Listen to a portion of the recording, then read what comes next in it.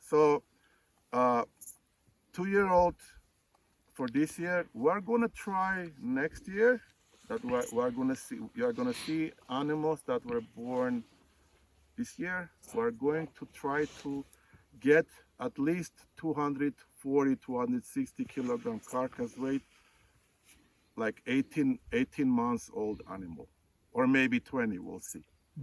So this is how you build your economics. And it goes parallel with your pastures. It always goes in parallel with that. If you did good on the pastures, if you did well on that, then you get better economic results in terms of the animal yields. The same with Dorper. So we started Dorpers 2 years ago. This is the second year. But we see every year a development there. We're still measuring, but we already saw like very good results. We're comparing with ourselves with like good economic sound operations in Australia and New Zealand, which is all like grazing and grass-fed animals. So in terms of Angus, we are there. So we know how to do it because it's 4 years. With Dorper, we're still exploring. And the female you keep to grow, that the herd is growing. Right. Okay. We want to get to 350. It's planned in 3 years or something. So we just natural. What are the limits for the pastures when it comes to the inclination? Till which angle can you do it? You know what? We really thought that Angus, they don't like slopes.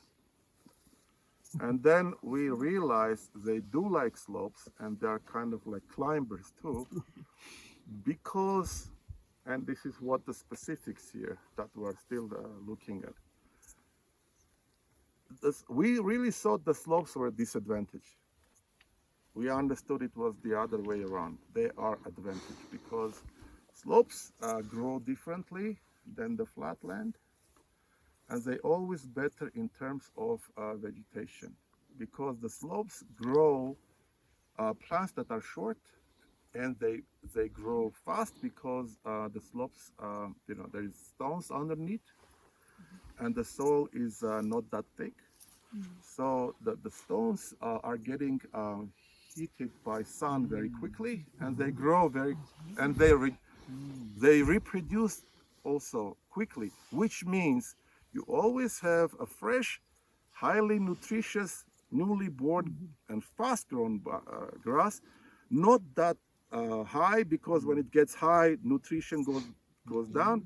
So if you give the Angus flat land and slope, they would just go on the slope first. So that's your advantage. And we are also fattening them on the slopes just because of that. So we learn how this works. So it's a big advantage. And now our guys are managing like slope and flatland operation, again monitoring. But that advantage we have. And then it's a completely different and better vegetation on the slopes. If they're too steep, I haven't seen a too steep slope that Angus couldn't climb, but we are especially careful during the winter because we did have at least 2 cases of losing animals. Where do you keep them in winter time? Go ahead, sorry, ladies. Where do you keep them in winter time? We keep them here. We keep them here if it's not. There are 2 no's that you have to get. The 2 no's are, it's heavy snow or heavy rain with a very strong wind. That's when the animals are uncomfortable. If it's just like a pouring rain or pouring snow, that's fine. And if it's only just strong wind, that's also fine. So when it's both together, we take them down. It's a couple of kilometers here, our cover. It's a nice abandoned village in a gorge, so it's protected by for winds somehow. It's better. It's also like south slope, so south is there, north. And we keep them in a cover with a nice winter. So if that, our winter, I have this theory, because the seasons shifted. So winter is not the calendar winter. Winter doesn't come in 1st of December for us. For us, winter starts in, if it's not mid-February, then it's March. That's what our winter is. That's when the snow comes and covers the whole pastures. And then we wait for a month or two until the pastures are open, so to come and start our grazing operation. We also stockpile pastures for winter. If you look at that road that goes like, there is a hill, through the hill, that's where we are stockpiling now pastures for December. Okay. We'll be there for entire December. And where do you get the hay? We get the hay both here and then in that village, abandoned village. So we calculate 2 months of season, which we have, you have to feed hay. Sometimes you feed hay all day, sometimes you feed hay half a day. So because the half a day still there's some pastures open, and then you also feed them hay. Sometimes you feed them a quarter. You have to work. You have to work with the nature. Regenerative grazing is just cooperating with the nature. One thing you cannot do is to fight the nature, because you will never win. The nature will win. If you cooperate with nature, the nature cooperates back, and then you get results. That's the philosophy of. And water is never a problem. Water, No, too you much have to. too much water. So Sometimes. Sometimes too much water. Okay. Choosing a venue, and sorry for forgetting it. So a place like this with nice pastures, and the terrain is no problem, slopes are good now, and water. So we have no problem with water, because there's rivers, riverlets everywhere.